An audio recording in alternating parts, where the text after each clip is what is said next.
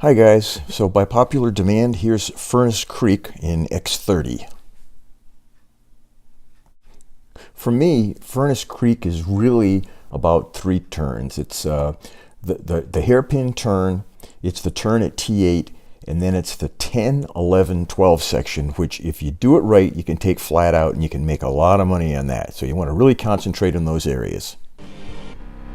So here we are at the start. I'm going to start second just to be correct. The run before this, I started fifth and ended up in the high 234s, so I decided to rerun it.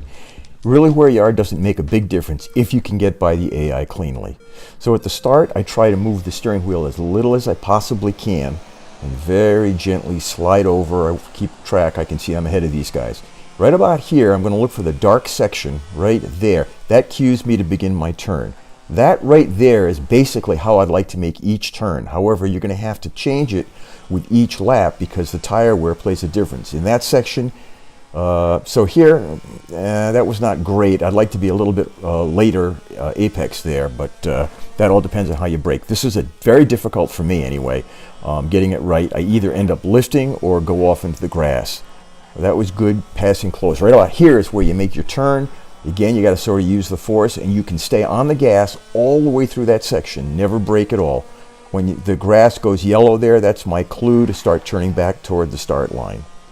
So here we are going through the start. A good first lap is somewhere around 55.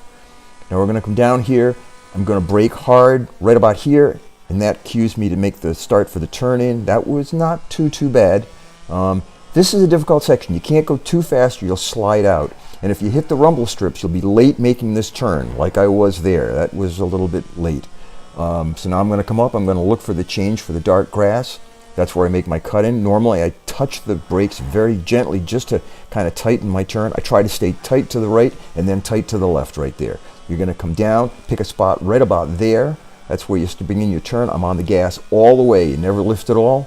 You're going to come down here and touch the brakes just enough so that you can make this without bogging the engine down. And I bogged a little bit there. It wasn't great. A great flying lap is somewhere around 48, in the 48s if you can do it. You come down here we go again. So brake early, and you can see, okay, so I definitely was very late there. I needed to brake earlier, and that's because my tires have worn. Coming around here, that's pretty good. Try not to hit the rumble strips. I was a little bit late there. And you can see it definitely plays a role in what your speed is. Down here, tap the brakes, make the turn, get back on the gas as soon as you can. Try to stay to the right till you get there. Now go to the left. That was actually pretty good. Pick up this. Okay, stay on the gas, stay on the gas, stay on the gas all the way through. And then you're going to stay all the way on the gas until you see the beginning of the yellow right there. That's your clue to start turning in. Try not to bog the cart down. And this one ended up somewhere around 233.3. So not quite a world record, but close. Anyway, that's the way I run Death Valley. It's not easy to get it right every time. The hairpin turn is definitely difficult, but it's something you can master with enough experience if you just keep at it.